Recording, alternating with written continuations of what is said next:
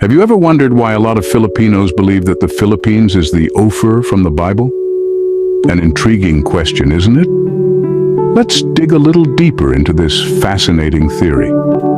In the Bible, there's a land named Ophir, a place famed for its wealth, an abundance of gold, precious stones, and exotic goods.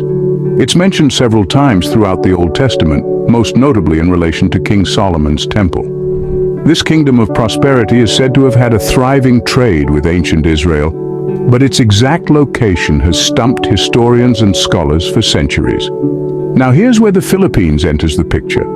Many Filipinos, armed with a sense of history and a dash of national pride, believe that their homeland is this legendary land of Ophir.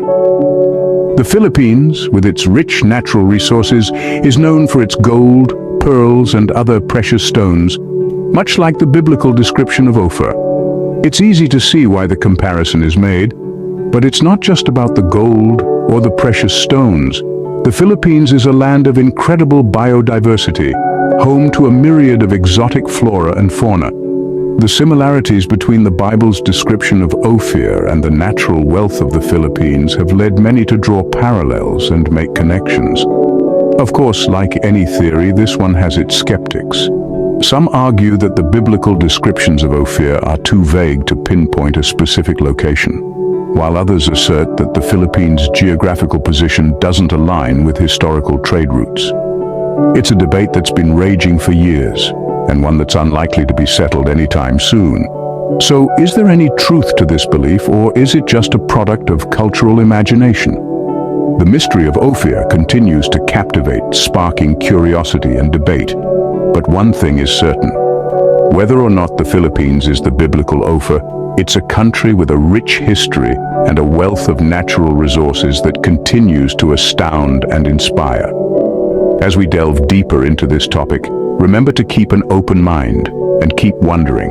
To understand why so many Filipinos believe their homeland is Ophir, we must first dive into the biblical text. The book of Genesis, in its 10th chapter, introduces Ophir as a region rich in precious resources, inhabited by the descendants of Noah's son, Japheth.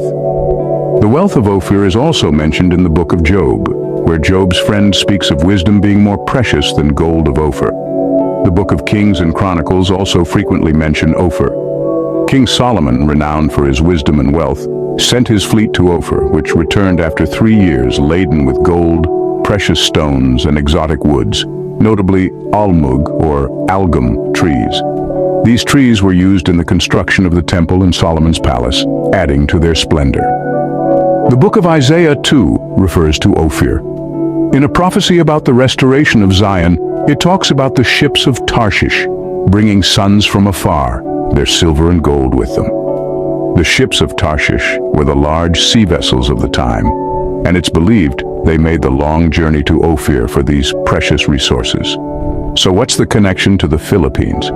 Well, the Philippines is known for its abundance in natural resources, including gold and precious woods, much like the biblical description of Ophir. Could this be a mere coincidence? Or is there a deeper connection rooted in history? The Bible doesn't provide geographical coordinates for Ophir. It only gives us clues through descriptions of its wealth and the goods it produced. And these descriptions match closely with the natural resources found in abundance in the Philippines. With such rich descriptions, it's no wonder that Filipinos would want to claim Ophir as their own.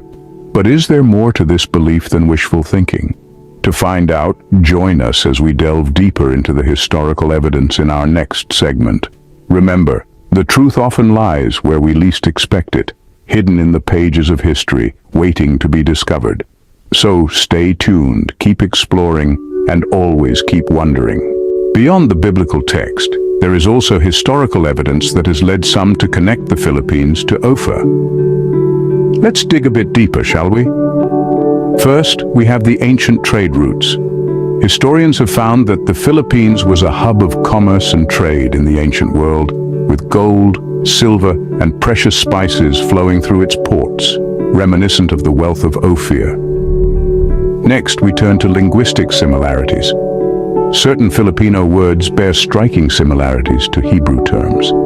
For instance, the Filipino word aba and the Hebrew word Abba, both meaning father, are strikingly similar.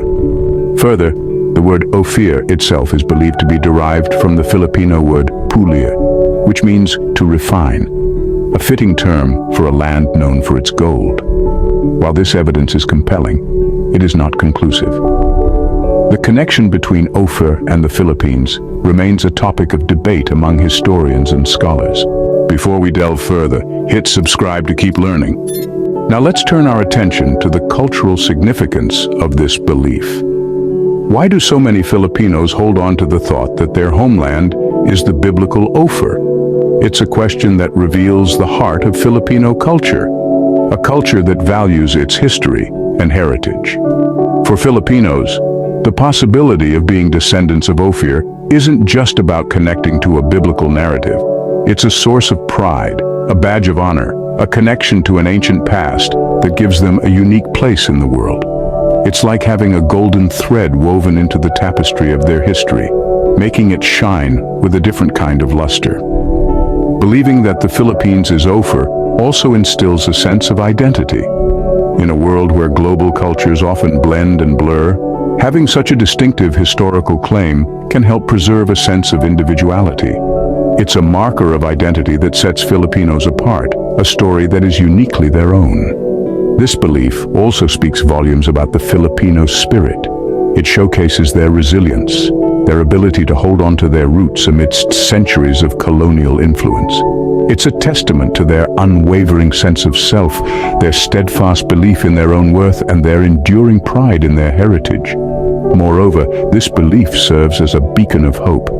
If indeed their land was once known as Ophir, a place famed for its wealth and prosperity, then it's a reminder of the potential that lies within the Philippines. It's a spark of inspiration, a call to strive for greatness, a prompt to remember that their nation has the capacity to shine. Whether or not the Philippines is truly Ophir, this belief clearly holds deep meaning for many Filipinos. It's more than a theory or a historical claim. It's a reflection of who they are as a people, a testament to their character, and a symbol of their enduring spirit.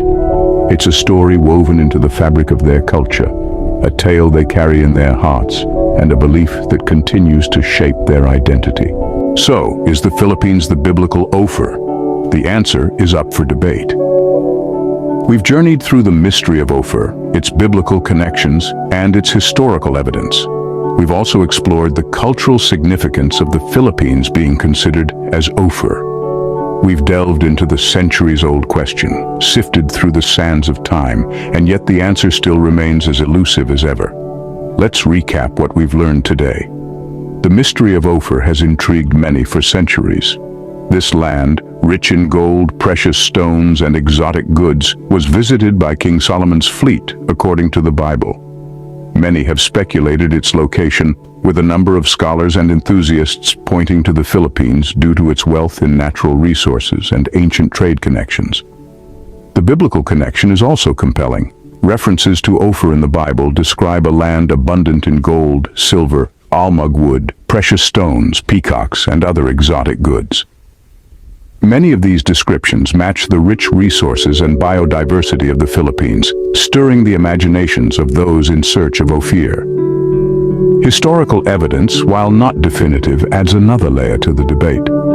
Ancient trading routes, historical accounts, and the rich gold mining tradition in the Philippines have led some to believe that it could indeed be the fabled Ophir.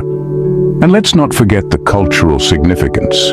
The idea that the Philippines could be Ophir has not only sparked interest in the country's history and culture, but has also instilled a sense of pride among many Filipinos. After all, who wouldn't be thrilled to be connected to a land so rich and wonderfully described in the Bible? Yet, despite all these, the debate continues. Scholars, historians, and enthusiasts alike are still in search of definitive proof. The truth about Ophir's location may never be fully known, but that doesn't make the quest any less fascinating. Whether you're a scholar, a history enthusiast, or someone who loves a good mystery, the story of Ophir and its potential connection to the Philippines is a captivating tale that continues to captivate the curious. It's a reminder of how history is often not set in stone, but a living, breathing entity that continues to evolve and surprise us. And so, our journey to uncover the truth about Ophir comes to an end for now. But remember, the beauty of history and mysteries like these is that they're never truly finished. Each new discovery, each new piece of evidence only adds to the richness of the story. Whether you believe the Philippines is Ophir or not, there's no denying the allure of this fascinating theory. Subscribe for more amazing content. Keep wondering. Don't miss out on future explorations and discoveries. Hit subscribe and ring the bell to stay updated with our new content. Your journey of wonder continues with every video.